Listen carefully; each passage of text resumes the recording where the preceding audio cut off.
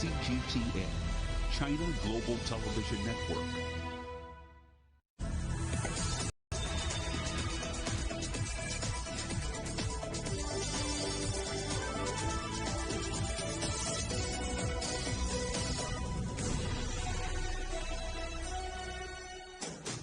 Live from London, this is Global Business.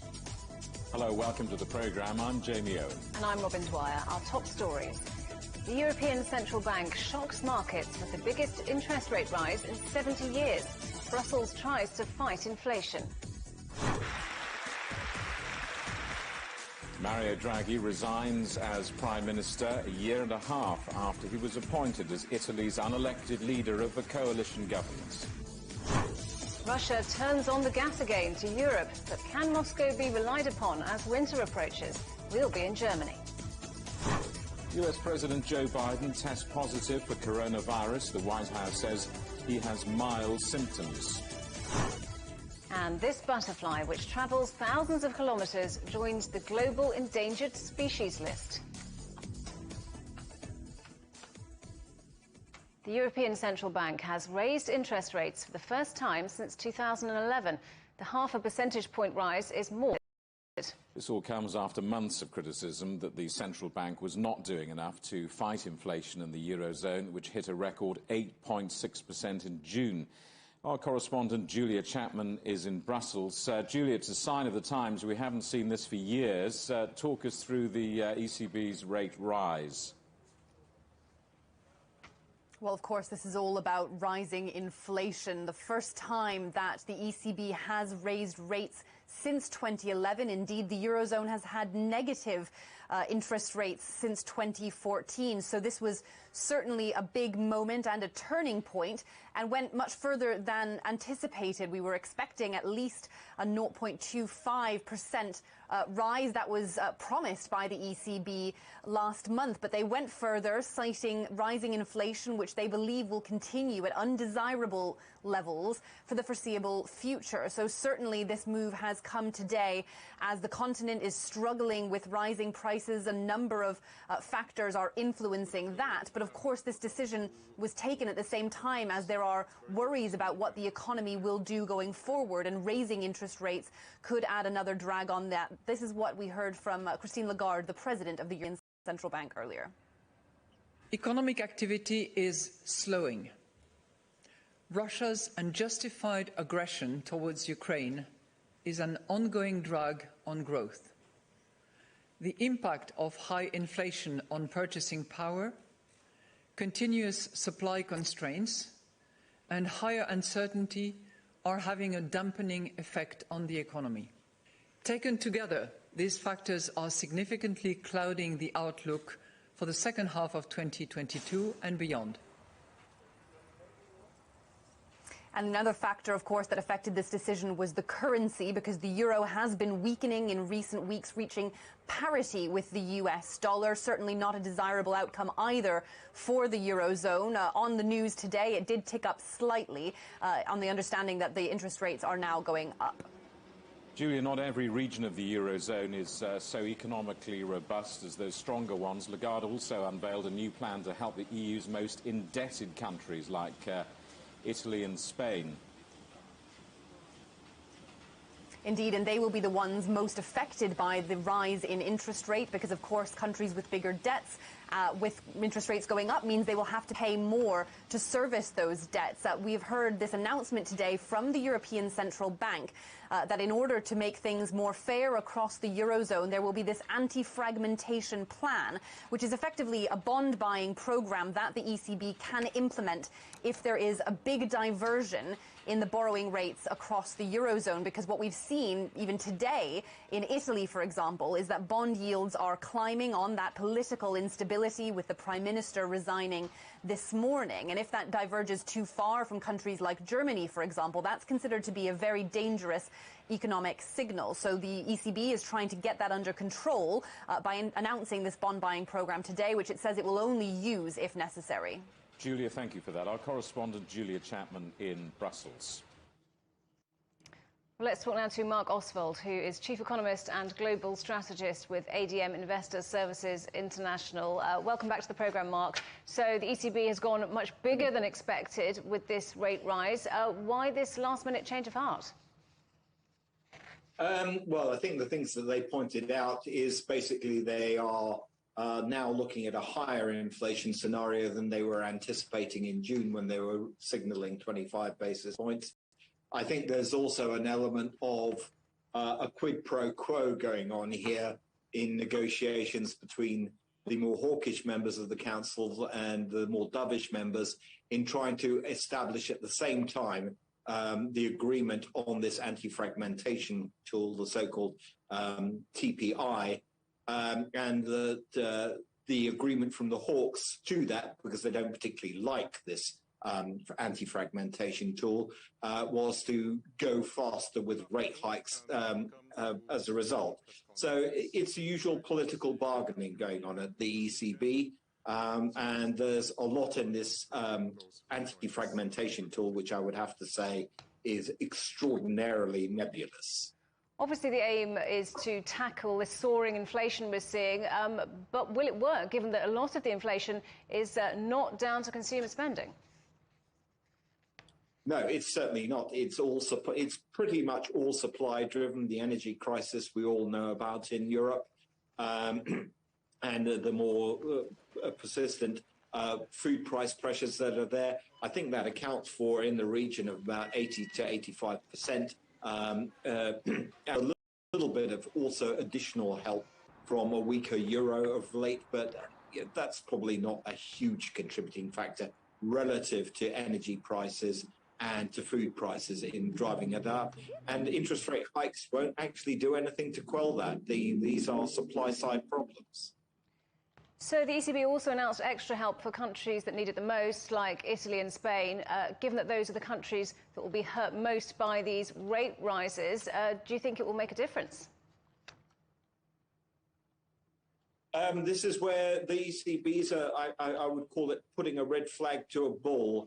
A red rag to a bull. They basically put out something out there which the parameters of which are, A, they don't make much sense. First of all, they're talking about disorderly and unjustified movements. Well, to be honest, the widening in the Italian spreads over Germany is all down to the political crisis, which is, and as a reaction, it's both justified and not disorderly at all.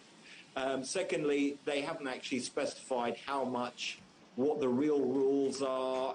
Everything is at the discretion of the council, both to implement and to withdraw. It's a sort of thing which financial markets will say, well, okay, let's push you a little harder. Let's push these spreads wider and see what you do to protect the likes of your Italy's, your Spain's, Portugal's, Greece, and see really the colour of your money, so to speak. Mark Oswald from ADM Investor Services International, good to talk to you. Thanks for joining us. In the last few minutes, Italy's president has dissolved parliament, clearing the way for an early election after Italy's unelected prime minister, Mario Draghi, finally resigned following the collapse of his coalition government. Draghi stood down after 3 of his main partners refused to back him in a confidence vote. He'll now stay on as the country's caretaker leader until those elections in the autumn. Let's talk to our correspondent, Hermione Kitson in Rome. Hermione, Italy is used to pretty volatile politics. This government's collapsed. How do you sense the mood is there now? Okay, well, the mood is very uncertain. Of course, this comes amid a backdrop of the conflict in Ukraine, as we've been talking about the rate hikes by the European Central Bank to curb inflation. There is a mood of what's going to happen next. Just moments ago, as you said, Parliament was dissolved, and now that means that snap elections will happen in September and October, potentially affecting the autumn budget. Let's take a closer look now at how these developments unfolded today. After the fight of Mario Draghi's political life, a standing ovation. Thank you, thank you. Sometimes even central bankers have a heart. The Prime Minister appeared briefly in the lower house before travelling to the presidential palace to tender his resignation for the second time in a week. The President of the Republic, Sergio Mattarella, received the Prime Minister, Mario Draghi, this morning, who, after reporting on yesterday's vote in the Senate, reiterated his resignation. This time, Sergio Mattarella accepted. It comes after a day of political debate in the Senate where the PM called for unity. We need a new pact of trust, sincere and concrete, like that which has allowed us until now to make the country better. The parties and you, the parliamentarians, are you ready to reconstruct this pact? The crisis started last week when the Five Star Movement refused to support the government's aid package for businesses and families. In the end, the PM won the confidence vote in the Senate yesterday with 95 votes to 38, but three major coalition parties abstained: the Five Star Movement, the League and Forza Italia. It's despite pleas by thousands of mayors, businesses and union leaders across the country for Mario Draghi to remain in the top job until scheduled elections next year. It is not the time for a government crisis, but a time to restart. In a delicate moment like this around the world, it seems irresponsible. The chaos has also caused international concern as the former head of the European Central Bank has been a stabilising figure in Italy and across Europe since coming into power last February. Reforms he implemented that are key to receiving EU recovery funds could now be at risk, and the timing of snap elections also throws into doubt the autumn budget. A summer of instability amid a war, pandemic, soaring inflation and an energy crisis.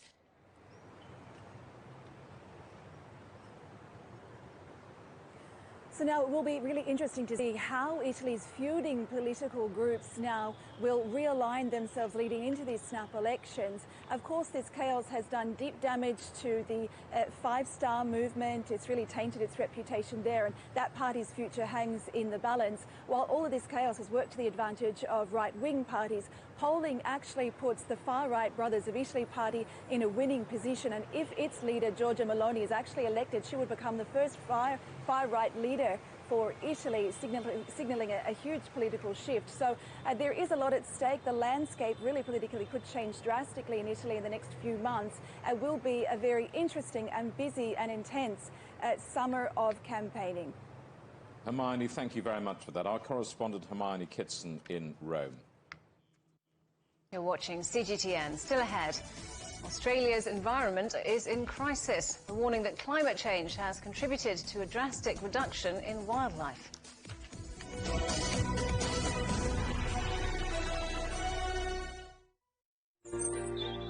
Ever wondered what's the difference between a bear and a bull market? Where are the cash cows? And who are the lame ducks? And what exactly are black swans, grey rhinos, and unicorn companies? Make sense of it all with Global Business, only on CGTN. There's a new agenda for a new world, accelerating change in almost every part of our lives. It's shifting the norms of how we work, travel, and connect. How we think, interact, and develop. It's a new reality, a new agenda with me, Juliet Mann.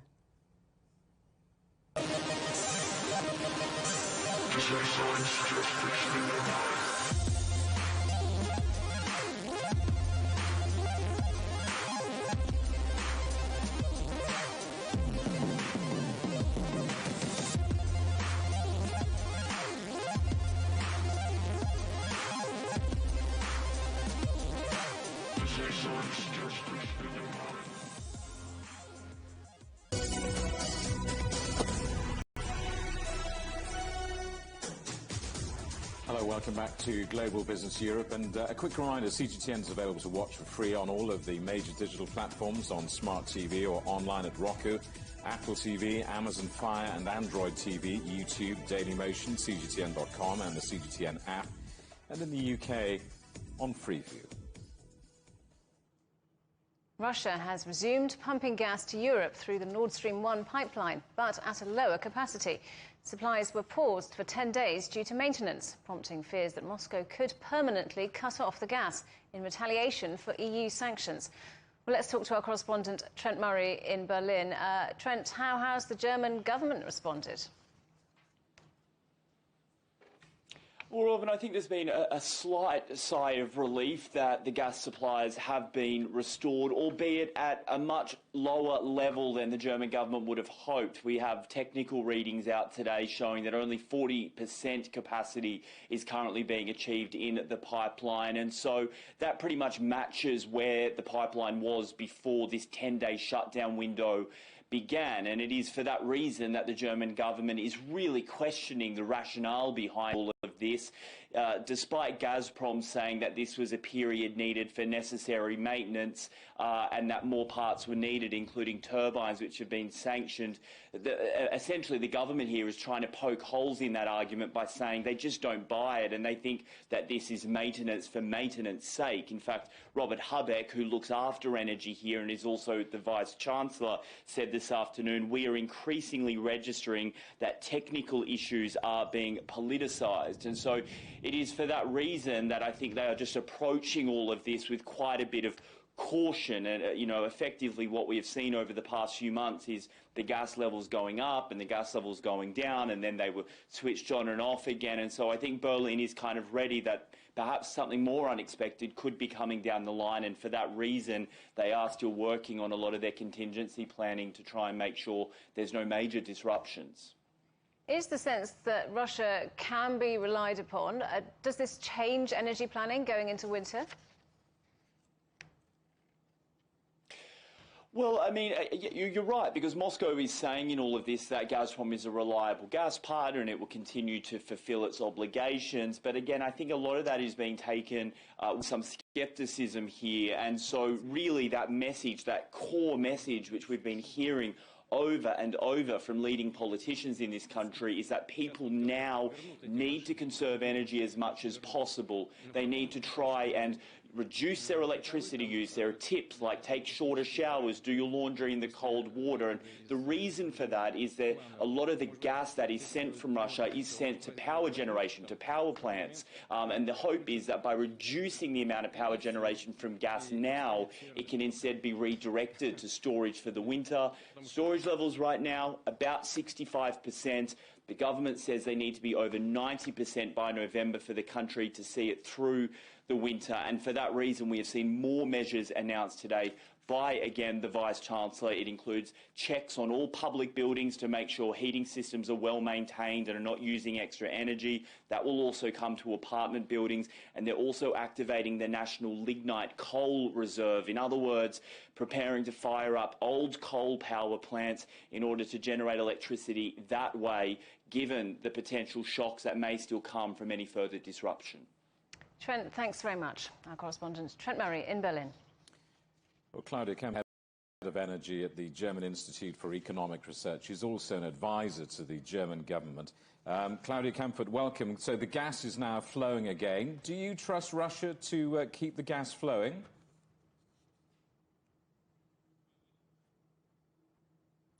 I hope you can hear me. Well, nobody can really trust Russia at this moment because nobody knows what Russia is really doing. Whether these are really technical reasons, I would also doubt, as the previous speaker already said.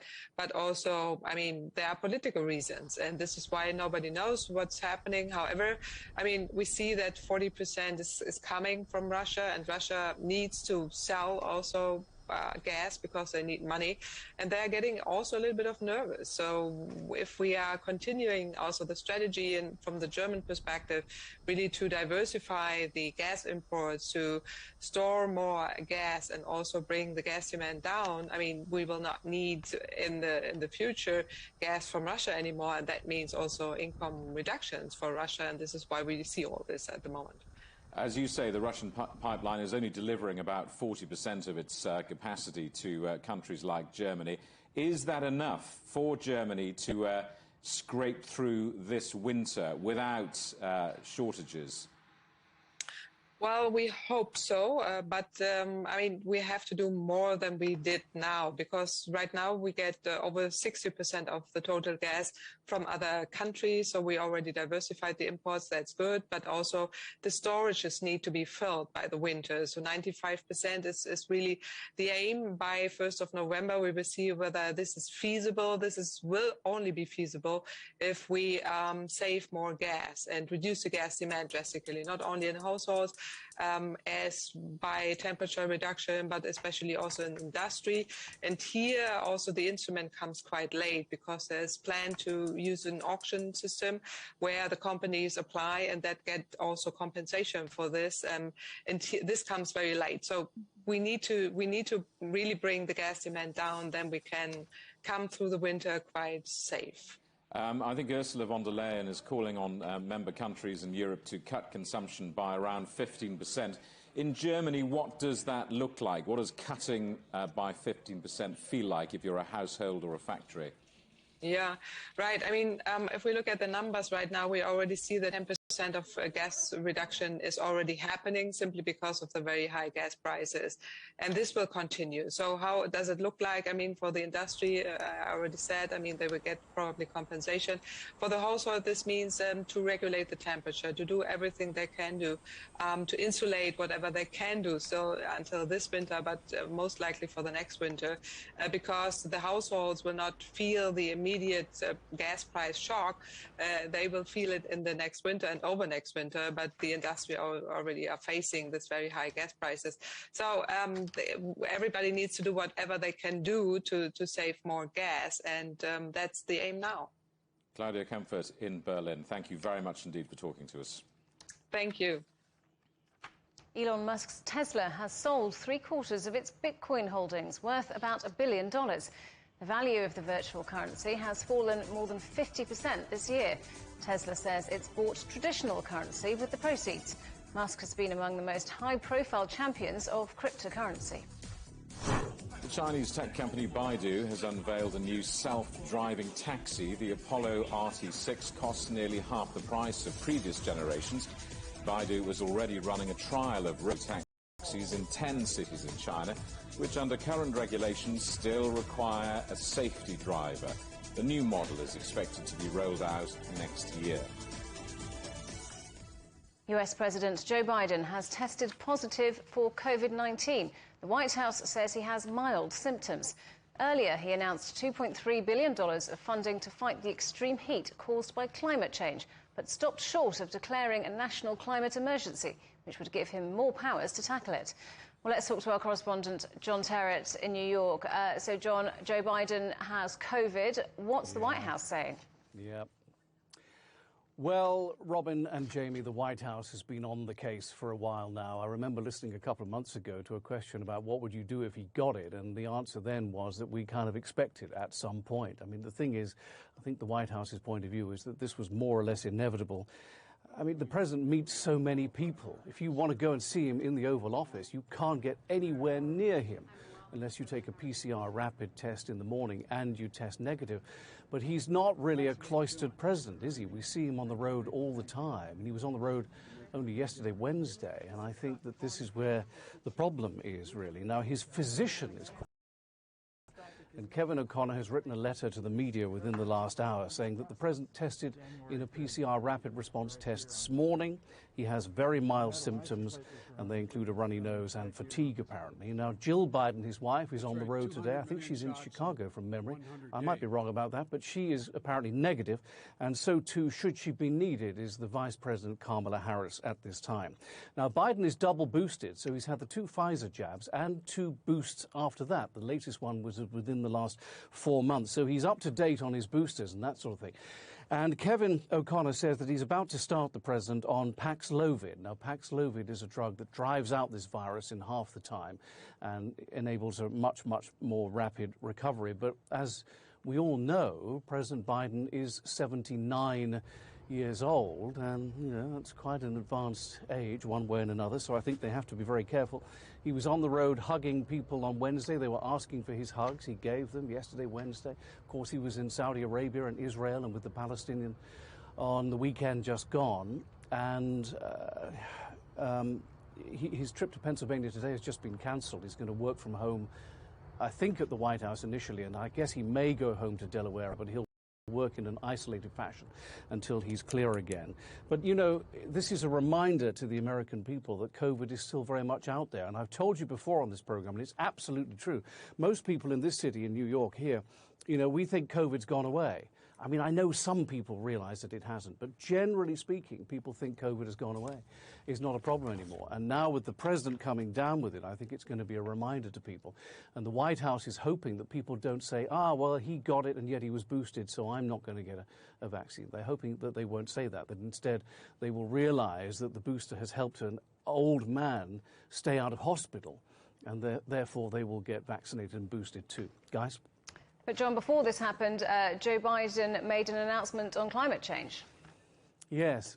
Well, that's right. We were talking about this on the programme on Tuesday, weren't we, when I was outside in the other building on the balcony, and a lovely sunny day, and it's a lovely sunny day here as well today, where in the end, he did one thing and not the other. The Washington Post was suggesting he might declare a state of emergency. He didn't do that, but he did introduce a couple of executive actions, which I'll tell you about. He's done this because the giant piece of BBB, Build Back Better legislation, which is a Democratic wish list of almost everything in the social structure, but also includes lots of money for climate change. That is literally stymied in the Congress because one senator in particular will not vote for it, and the president doesn't have the votes to drive it through. So he's turned to executive action. Now, executive action's okay, but it can be overturned the next time a new president comes in. So that would happen in 2024 if President Biden doesn't win again. And don't expect too much. This is what they've laid out. He did say that climate change is an existential threat for the US and the world and a clear and present danger. So it's $2.3 billion for communities around the country to better prepare for things like drought and flooding, assistance for low-income households regarding heating and air conditioning, and also cooling centres for them when the temperatures get very hot. And the Department of the Interior is being funded to go ahead with offshore wind farms, mainly in the Gulf, I think also in the Carolinas as well, that could provide electricity for around 3 million homes. Meanwhile, that BBB, the Build Back Better bill, is still being worked on. They want to drive something through if they possibly can, because they know that in November there are midterm congressional elections, and the president's party at the moment is not looking too good when it comes to hanging on to the House and the Senate in those national midterm elections. His job is safe for another 2 years, but many of his colleagues on the Hill may lose. John, thanks very much. Our correspondent, John Terrace in New York. Australia's environment is in crisis. That's the bleak assessment from the latest government report, which warns climate change has contributed to a drastic fall in wildlife. Around 200 species have been added to the threatened species list since the year 2016. Our correspondent Greg Navarro reports now from Sydney. Australia's Environment Minister did not hold back when discussing a report detailing the state of the country's environment. Australia's environment is bad and getting worse, as this report shows. The government report looked at the environment's deterioration over the last 5 years. It found Australia has lost more mammals to extinction than any other continent, and hundreds of plant and animal species are now listed as threatened. Australia is sleepwalking our way into an extinction crisis. One huge contributing factor was the devastating 2019-2020 bushfires. Those bushfires were an ecological bomb ripping through southeastern Australia. It's estimated those fires killed or displaced up to 3 billion animals. They were in part exacerbated and probably caused in some way by climate change and having an increased temperatures, drier periods, which leads to the perfect conditions for fires. The report outlines several other factors contributing to the environmental decline, including pollution, invasive species, and habitat loss. Australia is considered a deforestation hotspot because of the amount of forests cleared each year. Much of that is done to make way for pastures for livestock. Scientists say the most direct impact of losing forests like this is the widespread loss of native species, killing millions of native animals each year. So when we destroy those areas, you're destroying the homes of wildlife. So therefore, it's no surprises that we have more than 1,900 threatened species and ecological communities now in Australia. Water levels in one of the country's major water basins reached record lows in 2019 due to drought and poor management, leading to a decline in native fish. And marine heat waves have caused 4 major coral bleaching events along the Great Barrier Reef since 2016, which robs coral of its food source, leading to starvation and death. The report's release was withheld by Australia's previous government until after the recent federal election. Years of warnings ignored or kept secret, promises made but not delivered, dodgy behaviour undermining public confidence. Scientists are confident they have the expertise to address many of the issues facing the environment, but they say that won't happen without the political will and investment needed to do so. Greg Navarro, CGTN, Sydney. You're watching CGTN. Still ahead. Expect the fight to get dirty. The 2 candidates who want to be UK Prime Minister have very different visions of how to fix the economy.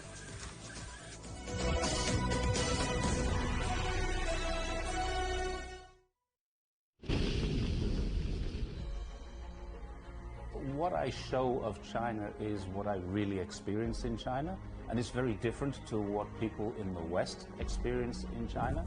70 years ago, a small group of British businessmen travelled to China to unlock opportunities between the 2 countries. They became known as the icebreakers. I think it's fantastically important to educate British people about Chinese history and culture. We have sown seeds which in China have grown to very big trees.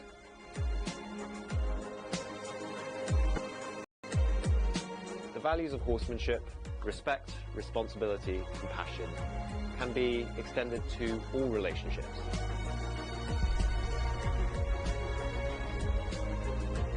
My name is Max. I'm a food blogger. I grew up in China. Now I live in the UK. We deserve respect, and the Chinese people with their own culture also deserve respect. For cross-cultural understanding, I think food is a really good place to start. I hope to spread awareness of all the different cultures within China. I think there's a lot to share. To increase understanding between cultures, I think time and patience is of course important, but the most important thing is responsibility.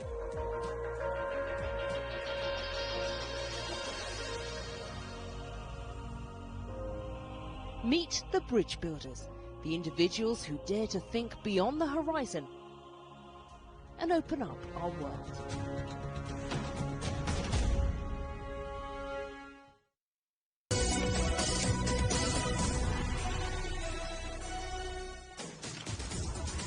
Welcome back to Global Business Europe with Jamie Owen and Robin Dwyer. Our top stories. The European Central Bank shocks markets with the biggest interest rate rise in 70 years as Brussels tries to fight inflation. Our other headlines, Mario Draghi resigns as Prime Minister a year and a half after he was appointed as Italy's unelected leader of a coalition government. And Russia turns on the gas again to Europe, but can Moscow be relied upon as winter approaches?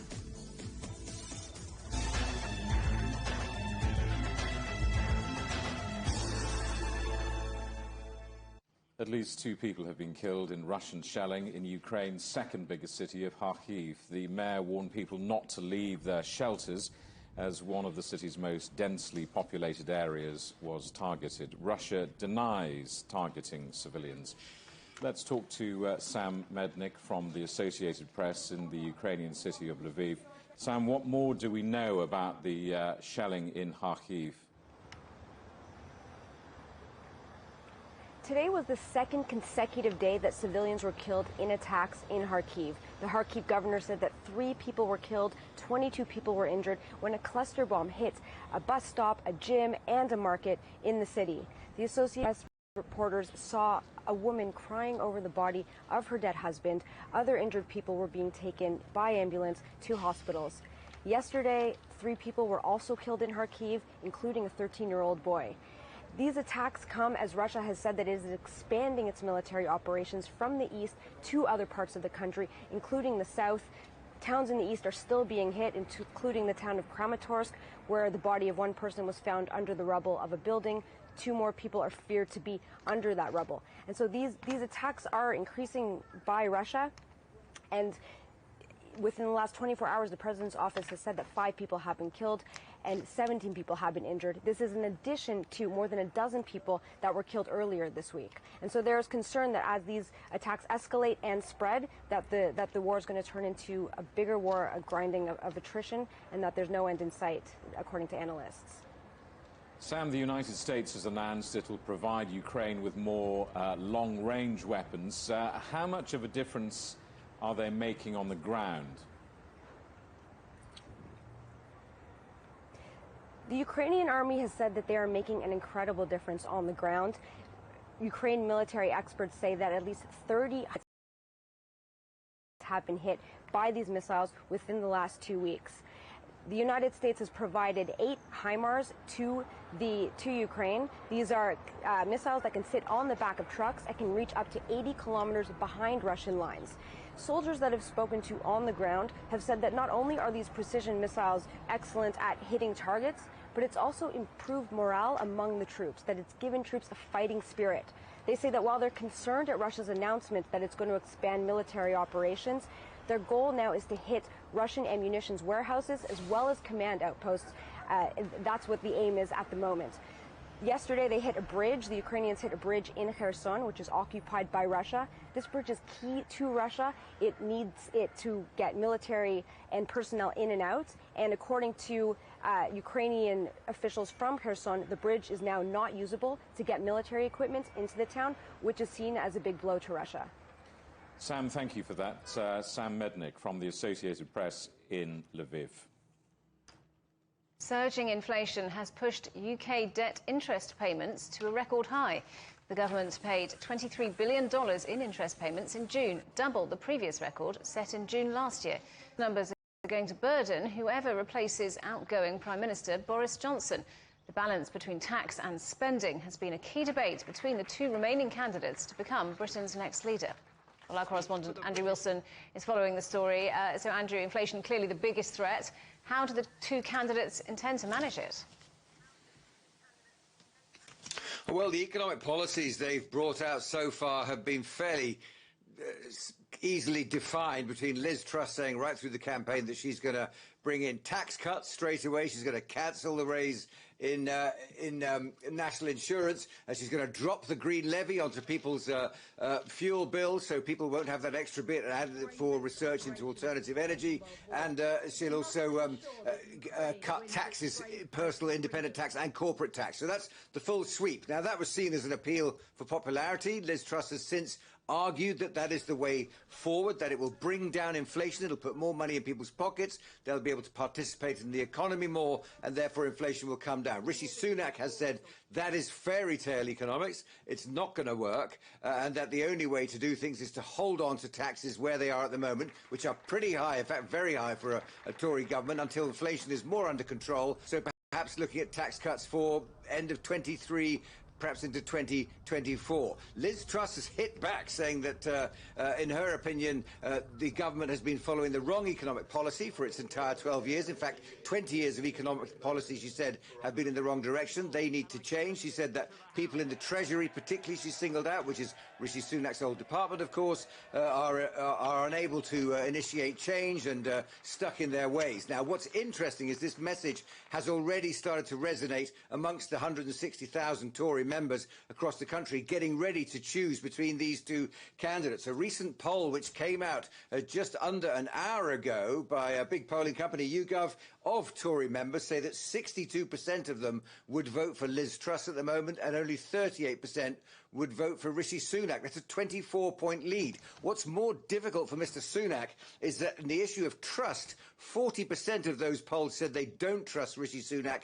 Only 18% say they don't trust Liz Truss. So there is a real gap there already that was seen beforehand but appears to be growing. Those numbers higher than the last poll of Tory members just a few days ago. So the first part of the ruling Conservative leadership race is now over, with these 2 candidates remaining. Will the opposition Labour Party be alarmed or encouraged by the shortlist? It's difficult to say. They've kept their powder dry at the moment. They've watched this debate unfolding, perhaps with some satisfaction, looking at leading Tory figures biting chunks out of each other during the early parts of the debate. Now they know who the new devil will be. It'll be either Liz Truss or Rishi Sunak, and the Labour Party, particularly Keir Starmer, who will have to face the new Prime Minister in the House of Commons every Wednesday after September, will be wondering which one of those it will be. Now, Rishi Sunak and Liz Truss have both been significant figures in Boris Johnson's government, so they won't be a surprise. They won't be unknowns to the people in the opposition benches. Much more of a surprise or an unknown quantity would have been for them for one of the outside candidates to make it to the front, like Penny Mordaunt, for example, of Kemi Badenoch, both of whom did extremely well in the beginning parts of the competition and looked like they had a chance until they were knocked out. They have been knocked out, and now Labour know it's either Rishi Sunak or Liz Truss, and frankly, Keir Starmer will be wondering which one of those he's going to take on. They will know, however, that having faced Boris Johnson in the debate in 3 years, the Tories will be hard-pushed to produce someone as formidable as that in Parliament. Andrew, thanks very much. Our correspondent, Andrew Wilson. Turkey has rejected accusations that it carried out an attack in northern Iraq's Kurdistan region, which killed 8 tourists and injured another 23 people. Iraq has blamed neighbouring Turkey for the missile strikes and is recalling its chargé d'affaires in Ankara. Turkish armed forces regularly launch strikes into the region to target Kurdish militants, but the country's foreign minister is blaming forces belonging to the Kurdistan Workers' Party for what it calls a terrorist attack. Ranil Wickremesinghe has been sworn in as Sri Lanka's new president. The veteran politician has urged the country to come together to find a way out of the worst economic crisis in decades. He succeeds Gotabaya Rajapaksa, who fled Sri Lanka and resigned from his post last week after mass protests. 3 people have died in Spain after being injured in traditional bull running festivals. The men were all badly hurt during separate events in the Valencia region. Animal rights groups have long called for bull running to be banned, calling it a cruel and dangerous tradition. For more than half a century, doctors believe that depression is caused by a chemical imbalance in the brain, but new research shows that it may not be true. Scientists from University College in London found no clear evidence that depression is linked to serotonin levels in the brain. The research calls into question the use of antidepressants. Other experts, though, are urging patients not to stop taking their medication. Joanna Moncrief is Senior Clinical Lecturer of Critical and Social Psychiatry at UCL. I asked her whether tens of millions of people all around the world have been taking antidepressants pointlessly. The original justification, which was the idea that antidepressants correct some sort of underlying chemical imbalance, particularly a deficiency of serotonin, has not been shown to be supported by scientific evidence. So, and of course, many people have been told this, have been told that this is why they need to take an antidepressant, and we can say that actually that's not true. Okay, so if depression is not caused by chemical imbalances in the brain, which is what we've thought for decades, what is it caused by? So disproved is the main theory of the chemical imbalance, which involves serotonin, one of the brain chemicals. There are others, but this was the main one and the one that has attracted the most research and attention. So what is depression? That's a good question, and I would suggest that what this research suggests that we should stop seeing it as a brain condition and take more notice of the fact that we know that what makes people vulnerable to depression, increases your risk of depression very strongly, is having adverse life events, is suffering from child abuse or divorce or poverty and debt and loneliness. All these sorts of things substantially increase your risk of getting depression, and they're all things that we could help address and help support people to sort out. So if antidepressants don't work in treating depression, what does? Things like talking therapies? Well, we have to take each individual I think, as an individual, and each individual's depression will be caused by different things and will therefore need a different sort of solution. So talking therapies may well be helpful for some people, but other people may need something like marital counselling, or help with problems at work, or help with sorting out debts and financial difficulties. There are a whole myriad of problems that can lead to someone being depressed, and it's the problems themselves that it's the causes of depression, the social and personal causes of depression, that need to be addressed. What are the implications here for big pharmaceutical companies who've made an absolute fortune out of this over decades? Yes, so it was the pharmaceutical companies that first started promoting this idea that depression is due to a chemical imbalance in order to, obviously, to increase sales of their antidepressants. But many antidepressants have gone off patent now, so pharmaceutical companies aren't that concerned about them anymore. And I think this idea has been kept going because it's just got into public consciousness, and institutions have followed suit and started sort of promoting this idea as well. So I think it, hopefully, if people are made aware that we can't show that depression is due to a chemical imbalance, people will make more informed decisions about whether to take antidepressants or not. They'll think about what else antidepressants might be doing to the brain. If they're not reversing an underlying abnormality, what are they doing? Are they, changing the brain chemistry in some way that might be harmful, for example? And hopefully that will reduce the use of antidepressants and encourage people to look for other sorts of solutions, which are probably in the long run at least less harmful.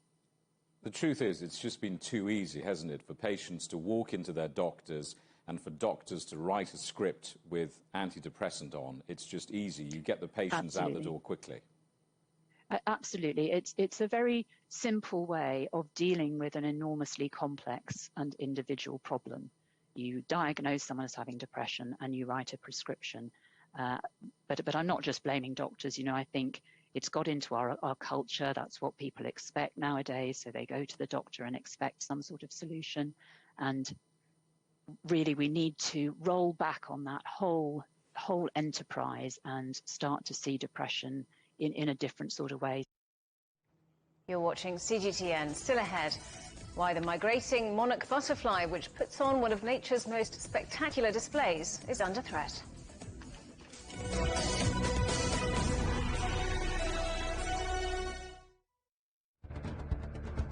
Events have consequences. Words create impact. Unprecedented scenes that we saw. The cleanup operation is now well and truly underway. Parts of southern Europe remain in a state of emergency. Context gives meaning. People make history. Far more than 1,000 people have come here today. But authorities are still on high alert.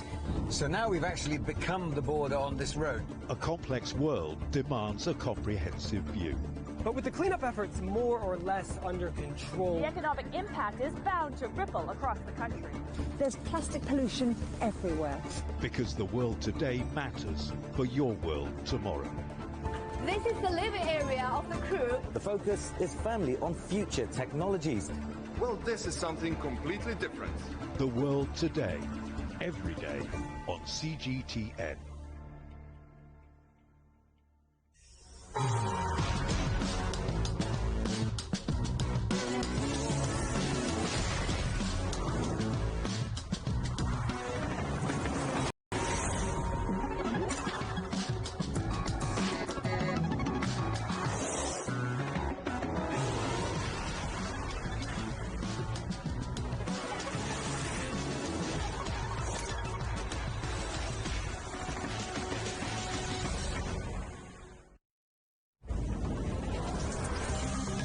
This week on Razor, the spiralling bladeless tube which promises to be the next big thing in wind energy.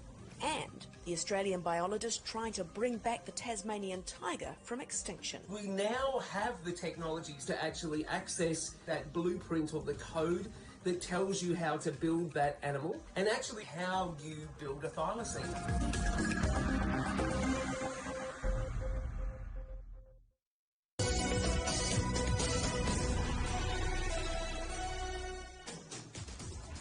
welcome back to Global Business Europe. The iconic migratory Monarch butterfly that flies thousands of kilometres has been officially declared at risk of extinction. For thousands of years, the monarch turned North American woodlands into kaleidoscopes of colour in one of nature's most spectacular mass migrations. But now it's in serious trouble.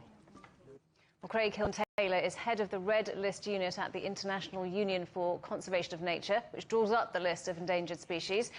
Welcome to the programme. So more species added to this endangered list, including monarch butterflies. What is reducing their numbers? Thanks, Robin. Thanks for having me and giving me this opportunity to talk. So it's a range of different threats to the migratory monarch that's happening. So in its wintering range, where the millions of them come together, it's threatened by habitat loss, particularly illegal and legal deforestation. But then outside in its summer range, it's affected by the use of herbicides and pesticides, which kill the butterflies and their larvae, but also kill the host plants that they depend on. And then on top of that, we have the increasing risk of climate change. As the world warms up, the warmer temperatures are not good for the butterflies because they tend to migrate earlier, so they leave their wintering sites earlier, and they get to the summer grounds and the plants are not there for them to eat. Likewise, the severe extreme climate events, like very cold winters, millions of them get killed if the forests are damaged in any way. So there are a whole range of different threats that are impacting on the migratory monarch. And also on this endangered list is a species of fish, the sturgeon. Is it the same kind of story, habitat loss, climate change? It's a combination of those two, plus a third one, unsustainable use by people for consumption. So there are 27 species of sturgeon in the world, and sadly, with this update, we've declared one of them extinct. That's the Chinese paddlefish. We have thought it was extinct for a while, but finally, evidence shows that it doesn't exist anymore. We haven't seen it in the wild since 2003. But all the other 26 remaining species are all listed in the threatened category, with 17 of them sitting in the most threatened category, critically endangered, which means they have a very high risk of going extinct unless we do something about it. There has been some surprisingly good news, though, for one species that is less rare than we had thought. Yeah, so this is the tiger. So the status of the tiger hasn't changed. It's still listed as endangered because of what's happened to tigers across Asia over the last 30 years, where they've had more than a 50% reduction in their population. But since in recent years, we've been trying to work out exactly how many tigers are still out there, and they've been developing good techniques now to monitor and to count the tigers. This is working with scientists across the region and with many partners across the area. And we now have a very good baseline to know how many tigers are already out there. But from the data we have, it looks like there's been a 40% increase in tiger numbers from about 3,200 in 2015 to an estimated best estimate now about 4,500. So that really is good news, showing that conservation efforts are moving the tiger in the right direction. But we still have a long way to go. It's in severe threat in many parts of Asia, particularly Southeast Asia. So we need to take the lessons learned from places like India, Nepal, Thailand, with these very good conservation programs in place, and try to apply those lessons now in other parts of Asia. And when we talk about the effects of climate change, we don't often talk about the effect on our natural species of wildlife. How much of a role does climate change play in keeping them alive? Climate change is a very hard threat to detect because it's often so closely linked to other threats. So, for example, climate change with increasing droughts and so on is resulting in increasing fires and increasing intensity of fires. And it's very easy to see fire as the main threat. So that's often what gets coded as a threat to the species, more fires. But invariably, the underlying cause is climate change. Likewise, the emergence of new diseases around the world, often that's linked to climate change. With changing climates, so these diseases then have a chance to spread. And so it's usually the disease that gets recorded, but it's linked to climate change. And likewise, habitats. As habitats dry out and become less suitable for species then have to try and move. And if they can't move easily, then they are faced with extinction. And so all these things, often it's climate change at the cause of them, but the most immediate threat is often something: fire, loss of habitat, disease. But underlying it all is climate change. Craig Hilton-Taylor from the International Union of Conservation of Nature, thank you very much indeed for talking to us today. Thank you. One person's trash is another's treasure. Car boot sales are popular all around the world. For sellers, they're an opportunity to offload unwanted clutter, and for buyers, a chance to bag a bargain. As our correspondent Hu Chao reports, young people in China are using them to make money. 28-year-old Zhang Yuting has been selling snacks for nearly a month at a boot fair in Taiyuan, the capital of North China's Shanxi province. But she never expected a business to be this successful. I'm the #1 seller at this fair. All those who tasted my snack gave a thumbs up. Zhang says she earns 500 to 600 a day on average, and sometimes 700 to 800 yuan on weekends. She runs a small company during the day and works part-time at the boot fair at night. I first came across boot fairs on social media. I thought I could also do that after work. So here I am. I think car boot sale is great because it needs very small investment. I can now earn an extra income on top of my stable daytime earnings. A dozen of sellers take part in this boot fair. Most of them are young people doing this as a part-time job. It's no big business, but can bring me a little extra income. I can earn more than 100 yuan a day.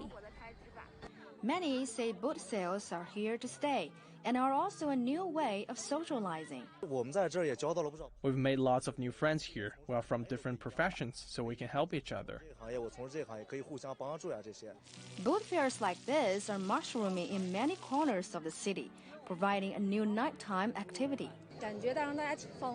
It's very relaxing to be here after work, and the products are cheap. Coming here makes me happy. Sellers say they only need to pay the site owner a small amount as rent and sanitation fee. They are also required to provide health proof and ensure fresh food products. This new business form also needs appropriate management to help the rising boot sales sustain and flourish. Owners of the sites where these boot fairs take place are often lending a hand. We hope this fair can serve as a platform for young people to build up their business and help stabilize the economy. Hu Chao, CGTN, Taiyuan, Shanxi Province. The headlines again. The European Central Bank shocks markets with the biggest interest rate rise in 70 years as Brussels tries to fight inflation. Our other headlines: Mario Draghi resigns as Prime Minister a year and a half after he was appointed as Italy's unelected leader of a coalition government. And Russia turns on the gas again to Europe, but can Moscow be relied upon as winter approaches? And that's it for Global Business Europe. Thank you for watching. More on all our stories at europe.cgtn.com, and do follow CGTN Europe on Twitter, Facebook and Instagram. We're on smart TV apps, Roku, Apple TV, Amazon Fire and Android TV, YouTube, Dailymotion, CGTN.com and the CGTN app, and in the UK on Freeview. Coming up next on CGTN, it's Africa Live. We'll see you again tomorrow, same time, same place. From all of the team in London, it's goodbye. Goodbye.